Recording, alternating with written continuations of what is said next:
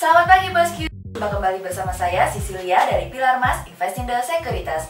Touch your heart, touch your profit. Seperti biasa pada hari ini, hari Kamis tanggal 23 Juli 2020, saya akan menyampaikan market review dengan episode Emas Bersinar. So, jangan kemana-mana ya bosku, tetap di channel Pilar Mas Investindo Sekuritas. Touch your heart, touch your profit. Pionir Sekuritas Channel di Indonesia.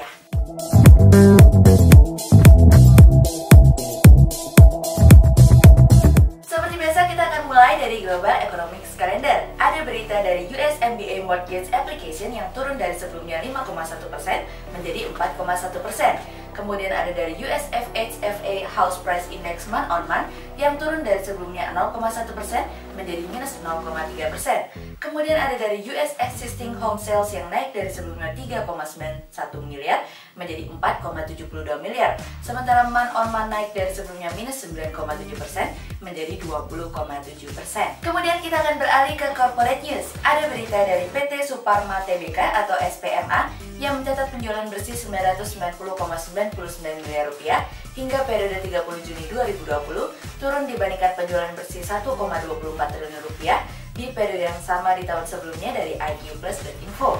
Kemudian ada dari PT Sky Energy Indonesia Tbk atau JSKY yang mengalami penurunan laba tahun berjalan yang dapat diatribusikan ke pemilik entitas induk menjadi 5,37 miliar rupiah hingga periode 31 Maret 2020 dibandingkan dengan laba periode yang sama di tahun sebelumnya yang sebesar 8,40 miliar rupiah dari iqplus.info. Kemudian ada dari PT Goodyear Indonesia Tbk atau GDYR yang mencatat laba tahun berjalan sebesar 3,41 juta US dollar hingga periode 31 Maret 2020 usai menderita rugi tahun berjalan dari iqplus.info. Kemudian pada perdagangan hari Rabu tanggal 22 Juli 2020, IHSG ditutup melemah 4 poin atau 0,09% menjadi 5.110. Sektor aneka industri, properti, industri dasar bergerak negatif dan menjadi kontributor terbesar pada penurunan IHSG kemarin. Investor asing mengukuhkan penjualan bersih sebesar 220 miliar rupiah. Kemudian kita akan masuk ke market review hari ini. Cerita hari ini akan kita mulai dari Cina versus Amerika lagi. Situasi kembali memanas di tengah hubungan antara Amerika dan Cina setelah Amerika memutuskan untuk menutup konsulatnya di Houston, dan ini merupakan salah satu api yang paling panas selama ini sejak kesepakatan tahap pertama diterbitkan. Dan yang terparah nih bosku, dalam kurun waktu beberapa dekade, pemerintah Amerika memberikan waktu kepada Cina selama 3 hari untuk menutup konsulatnya di bagian kota terpadat di Amerika. Departemen Luar Negeri Amerika sudah memberikan konfirmasi bahwa konsulat akan ditutup untuk melindungi kekayaan intelektual Amerika serta informasi yang bersifat pribadi di Amerika. Amerika mengatakan bahwa secara perjanjian internasional, diplomat harus menghormati hukum dan peraturan yang diberikan oleh tuan rumah dan tidak ikut campur dalam urusan internalnya. Atas kejadian tersebut, Futures di S&P 500 mengalami penurunan, begitupun dengan saham-saham di Eropa. Dan lagi-lagi emas pun mengalami kenaikan setelah berita tersebut. Sebelum adanya penutupan tersebut, Amerika berselisih dengan Cina terkait dengan tuduhan yang diberikan oleh Kementerian Kehakiman atau The Justice Department atas 2 hacker dari Cina yang bekerja untuk Cina yang dimana mencoba untuk mencuri data terabyte, termasuk penelitian antivirus corona dari 11 negara. Yang membuat kecurigaan semakin bertambah adalah adanya kebakaran konsulat di Houston yang dimana ada kertas-kertas yang dibakar dalam wadah terbuka. Namun bukan hanya Amerika saja yang memberikan tuduhan, namun Cina pun memberikan tuduhan di mana Cina menuduh Amerika telah melecehkan staf diplomatik dan sudah mengintimidasi mahasiswa dan mahasiswi Cina, menyita alat komunikasi maupun gadget pribadi hingga menahan tanpa adanya alasan. Kami melihat Cina sejauh ini masih berhati-hati terkait dengan reaksi yang diberikan. Sebelumnya terkait dengan permasalahan dengan Inggris mengenai masalah Huawei pun, Cina masih belum memberikan pernyataan resmi terkait hal tersebut. Sekarang pun, kami yakin bahwa Cina tidak akan bereaksi berlebihan, karena biar bagaimanapun kami percaya bahwa Cina dan Amerika masih saling membutuhkan. Hanya saja mereka membutuhkan pelampiasan khususnya dari sisi Amerika terkait dengan virus corona. Cina mungkin dalam beberapa waktu ke depan akan semakin dongkol.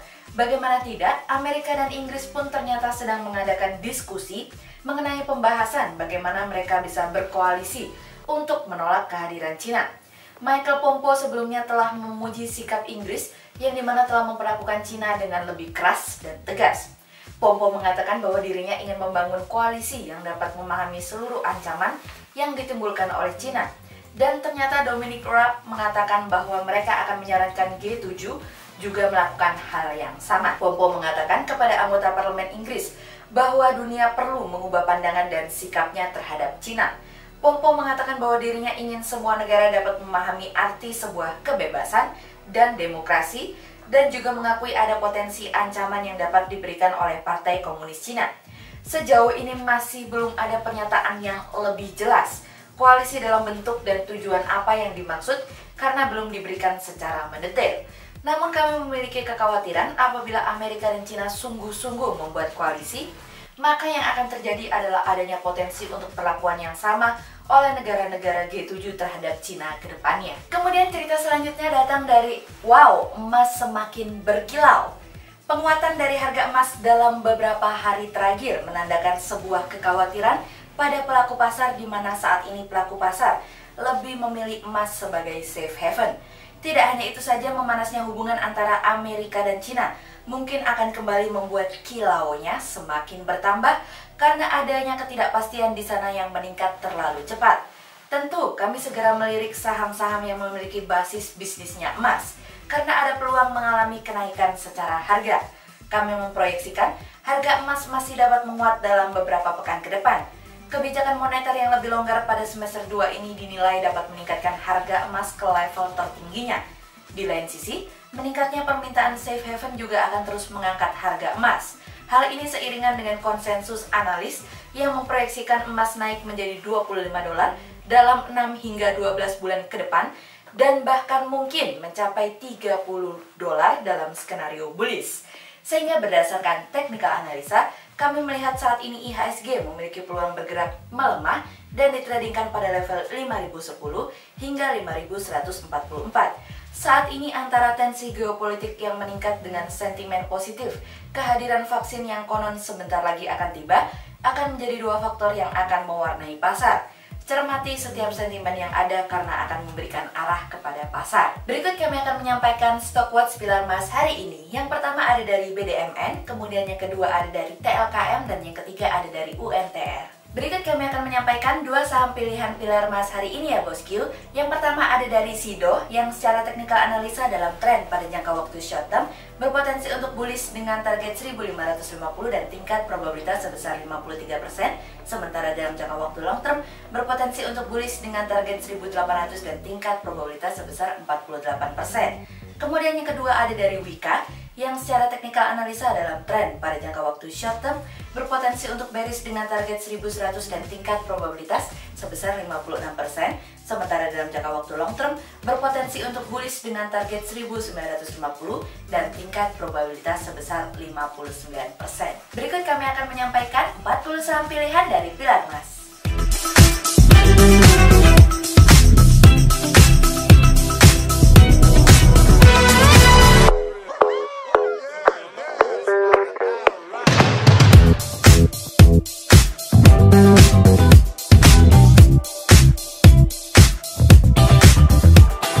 Sekian untuk market review kita hari ini ya bosku. Untuk lebih lengkapnya bosku bisa mengklik link di bawah ini atau bisa juga langsung kunjungi website kami di www.pilarmas-investindo.co.id. Dan jangan lupa untuk like, subscribe, dan tonton terus channel Pilar Mas Investindo Sekuritas. Touch your heart, touch your profit. Pionir Sekuritas Channel di Indonesia.